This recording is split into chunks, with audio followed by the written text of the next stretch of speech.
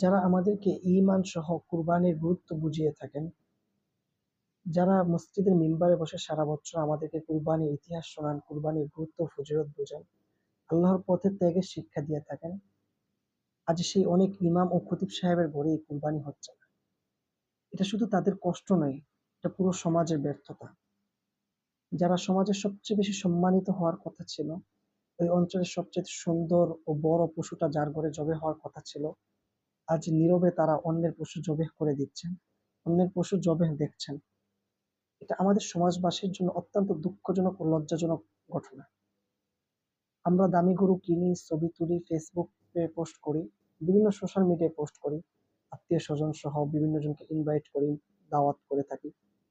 কিন্তু আমার এলাকার সমাজের ইমাম সাহেব বা খতিব সাহেব যে কুরবানি দিতে পারলো না, সেটা নিয়ে আমরা কোনো ভ্রুক্ষেপই করি না। এটা আমাদের জন্য অত্যন্ত লজ্জাজনক।